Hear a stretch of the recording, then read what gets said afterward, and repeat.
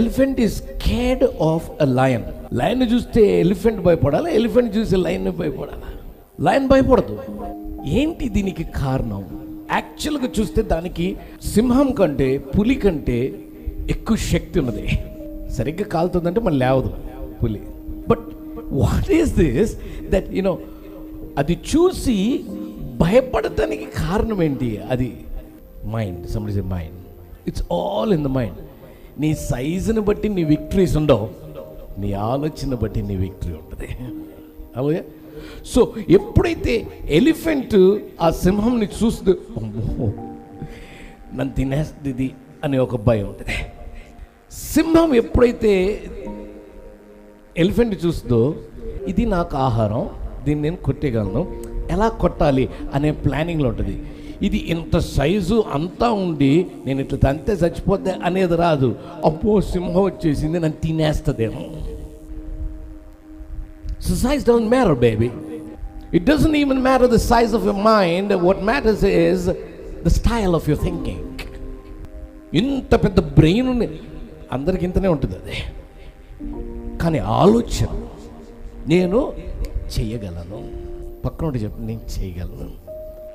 Because my Bible says I can do all things through Christ. క్రీస్తు నందలి నేను సమస్తము సర్వము చేయగలను. ప్రాబ్లమ్స్ కొన్ని ఎక్కడొస్తాయి అంటే దేనిపైన నువ్వు విలువ పెడతావో దాన్ని బట్టి కొన్ని ప్రాబ్లమ్స్ కూడా వస్తాయి.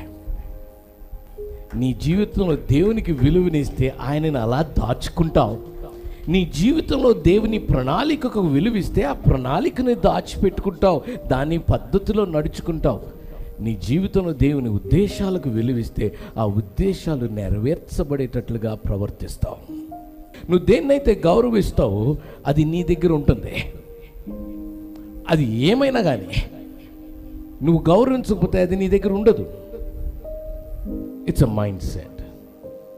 సో నేను లేకుండా ఆయన అనుకున్నప్పుడు నాకు పొగరు వస్తుంది.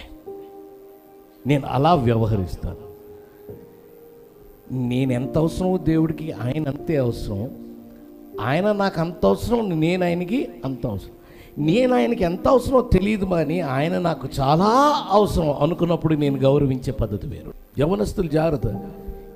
ఇది మీ ప్రాణం, మీ జీవితం అనుకొని చాలామంది ప్రాణాలు తీసుకుంటాను ప్రయత్నం చేస్తారు.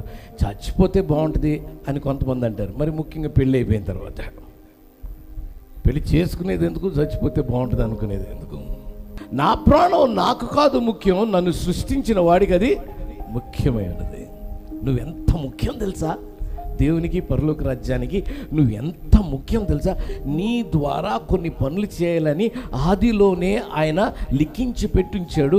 ఎదోది నువ్వు నేను కలిసి రాకపోతే ఆ పని కాకుండా ఆగుంది. మా నాన్నగారు ఎప్పుడు అనేవాడు నన్ను, చేతికి అంది రావట్లేదు, వస్తే నేను బోల్డ్ అంత చేయొచ్చు వీడికి అని. పోన్లే ఆయన చేతికి అంది రాలేదు, ఫైనల్గా ఆయన చేతికి అంది వచ్చింది. దేవునికి స్తోత్రం. మన జీవితం ఏదో మనదే అనుకుంటూ పెద్ద ఫీల్ అయిపోతూ నడిచిపోతుంటాం మనకి ఇష్టం వచ్చినట్టు. It's not like that. This life is about him. భయము, భక్తి, వణుకు అది పోయిన రోజులే. చెత్త పనులన్నీ చేస్తాను, చెత్త ఆలోచనలు అన్నీ వస్తాయి మనకి.